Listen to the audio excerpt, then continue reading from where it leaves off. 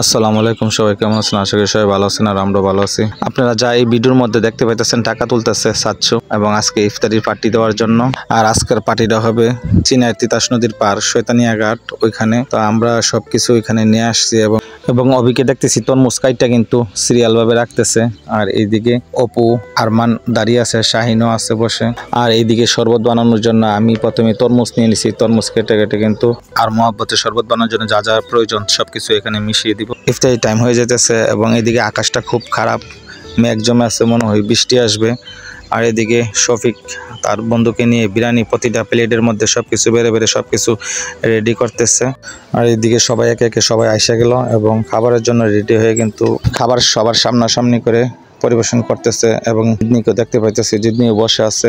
আর সবকিছু সুন্দরভাবে হয়েছে। আর এইদিকে শফিকে ভুলে শরবত মুখে মারছে, সাচ্চু কিন্তু পরিবেশন করতেছে সবকিছু। আকাশটা খুব খারাপ এবং একটু একটু বৃষ্টি হইতেছে। আমাদের ভিডিওটি না টেনে পুরো ভিডিওটি দেখার অনুরোধ রইল। ধন্যবাদ সবাইকে।